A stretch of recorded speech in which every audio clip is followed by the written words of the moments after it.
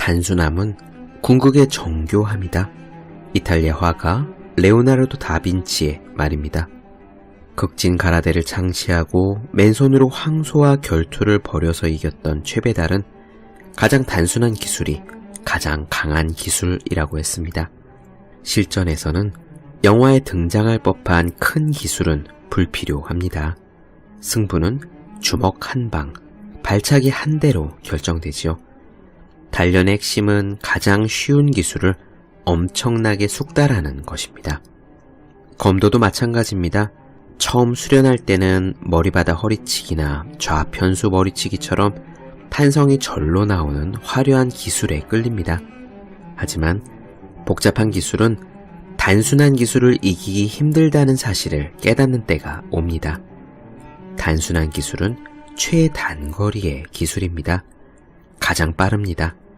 그래서 수련을 오래 할수록 결국 머리치기나 손목치기처럼 가장 기본적인 기술로 돌아오곤 합니다. 그렇다고 단순한 기술이 쉬운 것이냐 하면 절대로 그렇진 않습니다. 불필요한 동작과 쓸데없는 힘을 쌀을 도정하듯이 정밀하게 깎아낸 후에 핵심만 남긴 것이 단순한 기술이기 때문입니다. 화가 한스 호프만은 단순화란 불필요한 것들을 제거해 필요한 것들만 말하게 하는 것이라고 설명했습니다. 단순한 기술을 가장 잘 구사하는 자가 고수입니다. 최고의 공부법도 단순합니다. 집중할 것, 많이 할 것, 많이 연습할 것, 그리고 다 알고 넘어갈 것. 여러분의 공부가 깨끗한 머리치기처럼 단순하기를, 그래서 여러분도 언젠가 여러분의 분야에서 고수가 되기를 바랍니다. 365 공비타민, 고수는 단순한 기술을 구사한다의 한 대목으로 시작합니다.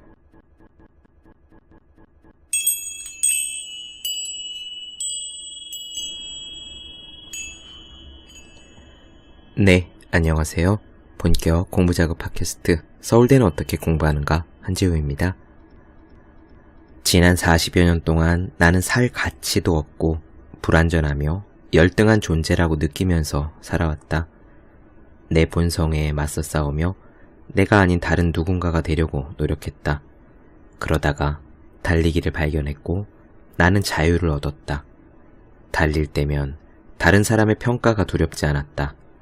나는 다른 사람의 시선이 아니라 자신의 시선으로 내 삶을 바라볼 수 있게 되었다.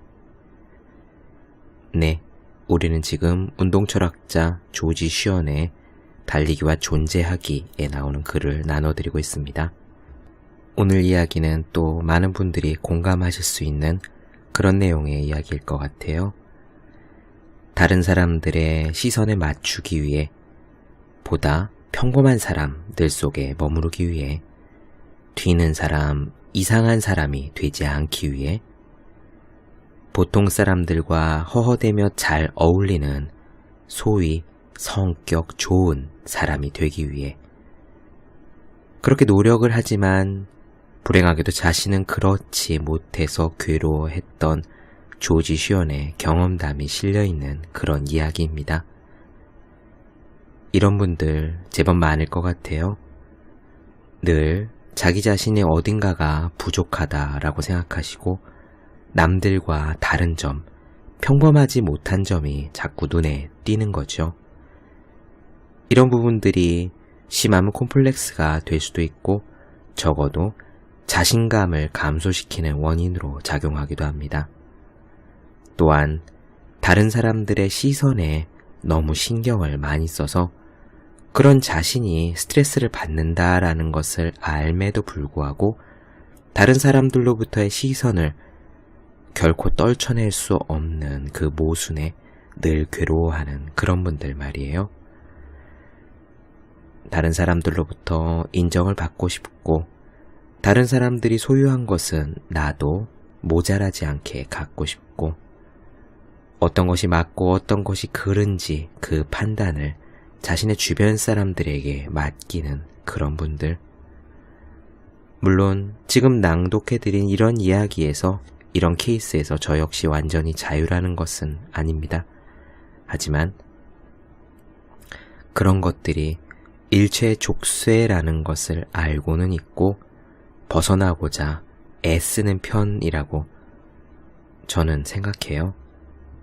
타인의 시선에 있어서 타인의 시선이 주는 그 기대치에 맞추는 것, 행복의 기준을 남들이 하는 정도에 맞추는 것은요, 붓다가 2500년 전에 비유했건대 내 목에 올가미를 걸고 그 끝을 다른 사람의 손에 쥐어주는 것과 같다고 했습니다. 다른 사람이 그 줄을 쥐고 흔들면 내 목이 이리저리 흔들리게 되는 거죠. 오늘의 이야기는요, 자기 자신을 발견한 조지 슈언의 스토리가 되겠습니다. 자기 자신을 발견하고 자기 자신을 받아들이고 있는 그대로의 자기 자신의 모습과 진정으로 화해한 그런 이야기 말이에요. 물론 조지 슈언은 이런 일들이 달리기 혹은 러너가 됨으로써 가능했지만요. 하지만 제 생각에는 그 밖에 어떤 일이든 어떤 직업이든 혹은 어떤 취미활동, 어떤 행동이든 건 간에 가능할 것 같습니다. 그 일을 통해서 진정한 자기 자신이 된다면 말이죠.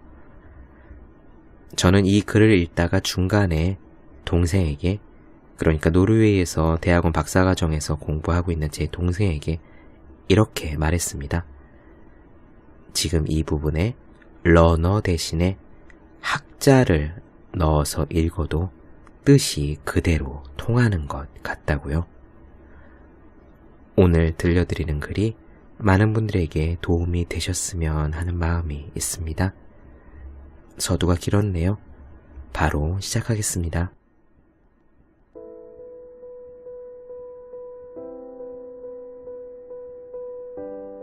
젊었을 때 나는 내가 누구인지 잘 알고 있었기 때문에 다른 누군가가 되기 위해 노력했다. 나는 선천적으로 고독한 사람이었다. 나는 태어나면서부터 본능적으로 혼자 지내는 것을 좋아해 늘 고독을 갈망했고 광장의 소리를, 내 앞에서 쾅 닫히는 문을, 내 동료들을 싫어했다. 나는 태어날 때부터 늘 누군가가 내 코를 때릴까봐 걱정했다. 그렇다고 누군가가 나를 감싸주는 것은 더욱 싫었다. 하지만 나는 그런 인간으로 살기는 싫었다. 나도 다른 사람들과 어울리고 싶었다. 그 어떤 패거리에든 속하고 싶었다. 내성적이고 과민하며 수줍음이 많은 사람이라면 삐쩍 마른 말라깽이에다가 앞니 사이는 벌어졌고 코는 툭 튀어나온 사람이라면 친구를 원할 수밖에 없고 다른 사람과 어울리기를 갈망할 수밖에 없다는 사실을 이해할 수 있을 거다. 지난 40여 년 동안 나는 살 가치도 없고 불완전하며 열등한 존재라고 느끼면서 살아왔다. 내 본성에 맞서 싸우며 내가 아닌 다른 누군가가 되려고 노력했다. 그 기준을 간신히 따라잡아 부족한 부분들을 채워나가겠다는 마음 깊은 곳에 진짜 내 모습은 처박아둬 버렸다. 그러는 동안 나는 내가 처음에 거부했던 그 사람이야말로 바로 나라는 사실을 받아들이지 않았다. 그저 정상적인 사회에 정상적인 인간으로 살아가는 자격증을 얻기 위해 노력했던 것이다. 그러다가 나는 달리기를 발견했고 장거리를 뛰기 시작했다. 달리기를 통해 나는 자유를 얻었다. 달릴 때면 다른 사람의 평가가 두렵지 않았다. 외부에서 가해지는 규율과 통제도 더 이상 내게는 무의미했다. 달리기를 통해 나는 새롭게 출발할 수 있었다. 달리기는 남을 의식한 행동과 생각에서 나를 해방시켰다. 먹고 자고 남은 시간을 즐기는 우선순위가 완전히 바뀌었다. 달리기 시작하면서 일과 휴식을 바라보는 내 태도가 바뀌었던 것이다. 내가 정말 좋아하는 사람이라 나를 정말 좋아하는 사람에 대한 생각도 바뀌었다.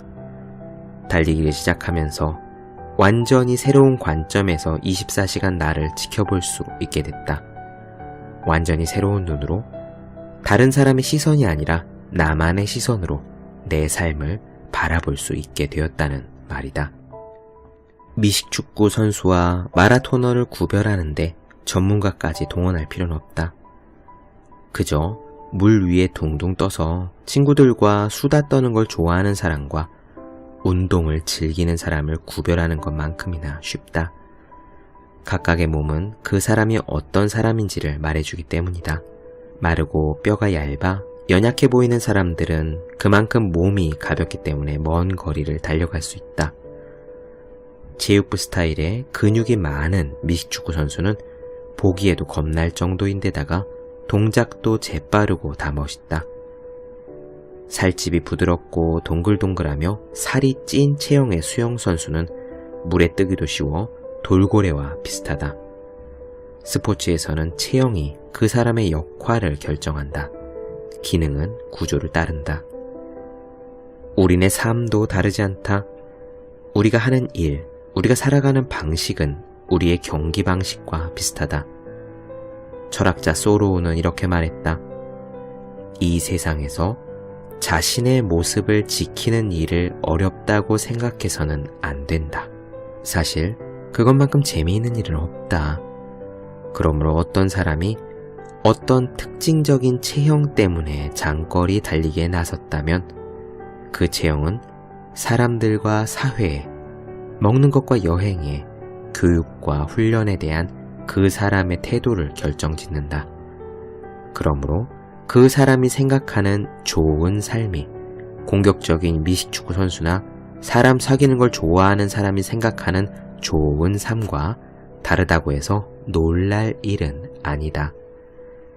그런데도 교육자, 심리학자, 신학자, 사회학자, 철학자들은 우리 모두를 인간이라는 울타리 안으로 밀어넣는다. 그들은 우리라는 집합 명사를 무차별적으로 사용하면서 인간이라면 마땅히, 반드시, 틀림없이, 분명히 이런저런 일을 해야만 한다고 말한다. 그 사람들은 윤리학과 심리학의 모든 주제를 포괄하는 체계를 만들려고 노력한다. 우리에게 어떻게 행동하고 반응해야 한다고 말한다.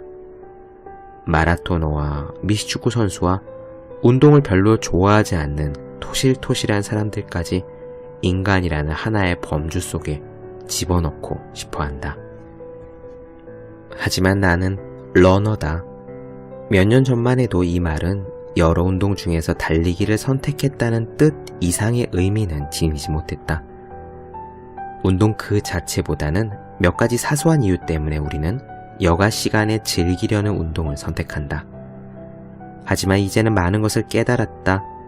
진정한 러너란 축구를 하기에는 몸집이 작다거나 농구 골대에 공을 잘 던지지 못한다거나 커브 공을 배트로 맞추는 재간이 없기 때문에 달리기를 택하는 사람이 아니다. 러너는 달릴 수밖에 없기 때문에 달린다. 러너가 되면서 고통과 피로와 아픔을 견디면서 스트레스에 스트레스로 맞서면서 삶에서 반드시 필요한 것만 남겨놓으라고 하면서 러너는 자기 자신에게 충실해지고 그대로 자기 자신이 된다. 이런 과정에서 나는 많은 것들을 포기했다.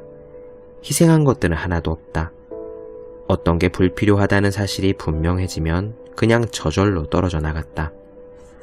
반면에 어떤 게 반드시 필요하다는 사실이 분명해지면 아무런 문제 없이 나는 받아들였다. 러너들이 세속과 어울리지 않고 그들의 본성과 존재의 방법이 평범한 일상인과 다르다는 사실은 러너 자신을 포함해 모든 사람들이 이해하기 곤란한 점이다. 하지만 일단 이해하면 러너는 자신의 본성과 법칙에 따른다. 이렇게 받아들이면 러너는 자신의 몸을 부정할 수 없다. 러너는 몸을 받아들인다. 몸을 억누르지도 마음에 종속시키지도 억제하지도 않는다. 러너는 완벽한 몸을 만든다. 몸의 능력을 키운다. 러너는 자신의 본능을 억누르지 않는다. 본능에 늘 주의를 기울인다. 그리하여 자기 안에 이런 동물적인 상태를 넘어 철학자 오르테가가 진짜 모습이라고 부른 자신만의 진실을 향해 나아간다. 이렇게 평생에 걸쳐 노력할 때 최종적인 결과물을 얻을 수 있다. 이처럼 포기하고 놓아주고 집착해서 초연해지는 게 늘 한결같을 수는 없다. 더 이상 끌리지 않는 것들은 당연히 포기해야만 하고 엄청나게 원하는 것들이라도 방해가 된다면 포기해야만 한다. 그게 바로 마하트마 간디의 교훈이다. 간디는 마음을 가라앉혀 내적인 성장을 돕는 일이라면 그 무엇이든 해보라고 사람들에게 가르쳤다. 나도 그것을 배웠다. 그게 무엇이든, 진짜 순수한 몰입이든 다른 사람들도 즐기는 즐거움이든 다들 놀랄만한 나쁜 짓이든 무언가를 포기할 때 나는 늘 내적인 필요성에 따랐다. 자기 희생이나 의무감에서 그런 적은 한 번도 없었다. 나는 자연스럽게 마음속에서 솟구치는 대로 행동한다. 러너에게는 가벼운 게 좋은 것이다. 러너의 삶은 몇 마디로 설명할 수 있다. 필요한 것도 원하는 것도 많지 않기 때문에 몇 줄이면 충분하다. 친구 하나, 옷 몇 벌, 이따금 먹는 식사, 주머니에 들은 몇 푼의 동전, 그리고 사색을 즐길 수 있는 주제들. 그러므로 달리더라도 러너는 서두르지 않는다. 10분의 1초까지 기록에 신경 쓸 때 사실 러너는 되풀이되는 몸의 순환 과정에 집중하는 셈이다. 이런 되풀이가 점점 줄어들면서 러너의 몸과 마음은 뒤섞여 하나가 된다. 나는 사실 간소해질 때 완벽해진다고 본다. 하지만 제3자가 보기에는 전혀 다르게 보일 것이다. 세상사와 다른 사람들에게서 떨어져 일상적인 야망이나 욕망에서 벗어나서 얻어낸 내 성공에서 그들은 관심의 부족과 관계에 얽매이지 않았다는 반증을, 그리고 사회에 기여하지 못했다는 사실을 읽어낼 것이다. 만약 그들이 그렇다면 그냥 내버려 두자. 더 넓은 관점에서 이 세상을 바라보면 그런 사람들마저도 필요하다는 것을 알게 될 것이다. 아무도 없는 길에서 작은 불꽃을 피우며 달리는 러너들도 이 세상에 기여하는 부분이 있다는 사실을 알게 될 것이다. 이 세상이 외로운 러너들 뿐이라면 사회가 제대로 돌아가지 않겠지만, 이 세상에 러너들이 없다면 그것은 살아갈 만한 세상이 아닐 것이다. 에머슨은 이렇게 말했다. 먼저 자신이 동물이라는 것을 깨닫는 게 좋다라고. 달릴 때 나는 동물, 그 중에서도 최고의 동물이 된다. 태어난 그대로 행동할 때 언제나 내 곁을 떠나지 않았던 우아함과 단호함으로 움직일 때, 거기서 나는 즐거움을 찾는다. 키에르케고르는 그 점에서 실수를 저질렀다. 이데아에는 즐거움이 없다. 즐거움은 어떤 경험이 최고조에 이르렀을 때 나온다. 그 즐거움은 언제나 경이롭다. 내가 달리면서 집중과 이완, 심장이 수축되고 확장되는 것을 번갈아가며 경험할 때, 그러다가 그 모든 것이 하나로 뒤섞이며 놀이가 될 때 나는 그 무엇이라도 할 수 있게 된다. 나는 어린이가 되는 것이다. 많은 사상가들이 우리 삶의 진정한 목적은 어린 시절로 돌아가는 것이라고 말했다는 사실이 새삼스러울 건 없다. 어떤 신비주의자는 육신의 삶이 즐거움으로 가득 찬 놀이가 될 때 인간은 완벽해지고 지복을 얻는다고 썼다. 노먼 브라운은 인간은 어린 시절로 돌아가겠다는 마음을 놓지 않는 동물이라고 단언했다. 그러므로 내가 어린이처럼 행동한다고 해서 미안하다고 말할 생각은 없다.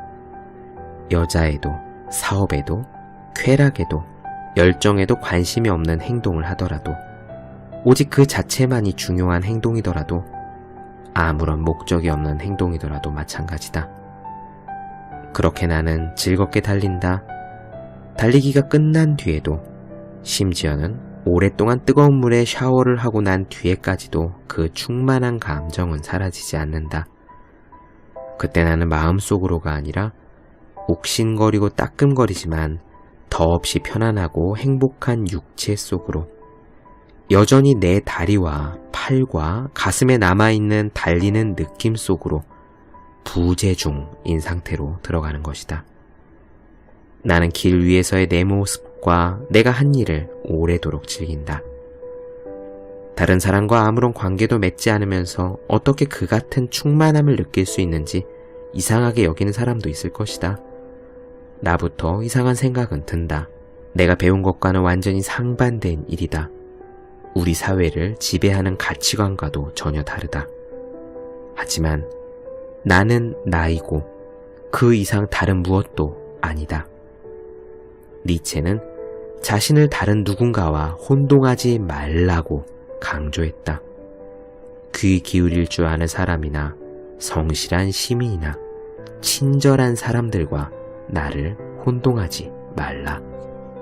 한때 나는 술을 마시면 사람이 빛이 나는 것 같아 토요일 저녁을 마음껏 즐기면서 살았다. 그러던 어느 날 밤 누군가 술에 취한 내 모습을 비디오로 조금 찍었다. 나는 스크린을 통해 빛이 난다고 생각했던 나의 끊어진 필름을 볼 수 있었다. 거기에는 술이 취해 사고 능력이 눈에 띄게 떨어지고 그나마 제대로 표현도 하지 못하는 내가 동영상으로 찍혀 있었다. 그 필름을 보고 나서 나는 술을 끊고야 말았다. 내가 원하는 사람이 되어야 한다는 생각보다는 적어도 사람처럼은 살아야겠다는 생각 때문이었다. 또 다른 계기는 장거리 달리기였다. 장거리 달리기는 긍정적이고 확고한 태도를 필요로 했다. 부정적인 명령은 통하지 않았다. 하지 말아야 할 일들이 아니라 해야 할 일들로 삶이 채워졌다. 알코올을 영원히 끊으면 자신의 본 모습을 찾기 위해 나설 수 있게 된다.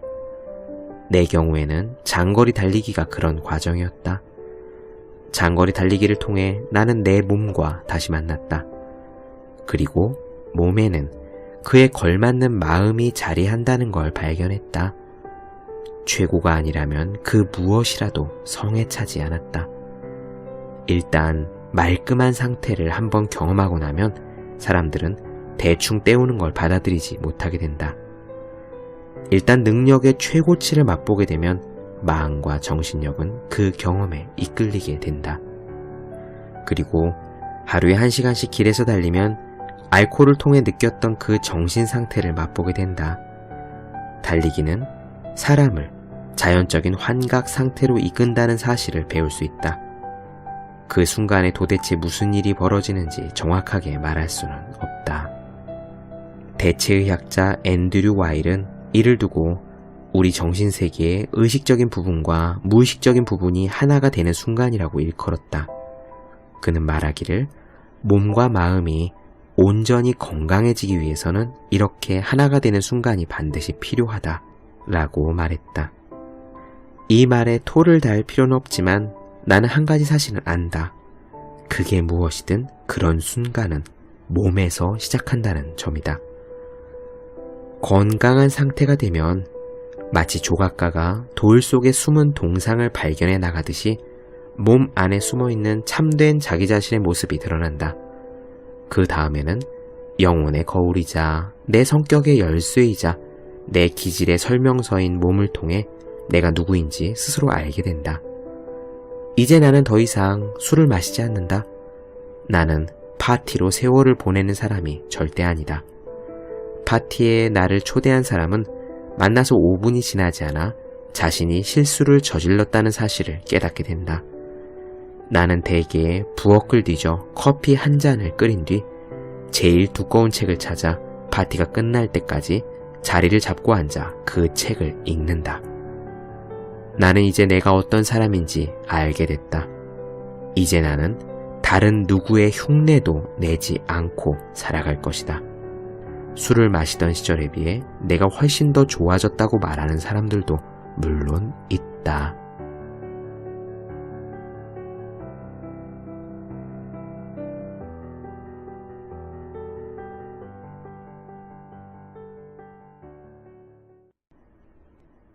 네, 본격 공부자극 팟캐스트 서울대는 어떻게 공부하는가? 오늘은 조지 시온의 달리기와 존재하기 중에서 진정한 자기 자신의 모습으로 살아가는 것에 대한 이야기를 나눠드렸습니다. 더 많은 이야기가 궁금하신 분들은 제 네이버 블로그 허생의 즐거운 편지 혹은 다음 카카오 브런치 한재우의 브런치를 찾아주시기 바랍니다. 그리고 매일매일 공부하시는 분들, 여러분 주변에 매일매일 공부하시는 그분들을 위해서 하루 한 페이지씩 읽고 공부할 의욕을 북돋는 채 보기만 해도 공부하고 싶어지는 365 공부 비타민을 선물해 주시면 좋겠습니다. 오늘 여기까지 할게요. 저는 다음 시간에 뵙겠습니다. 여러분 모두 열심히 공부하십시오. 저도 열심히 하겠습니다.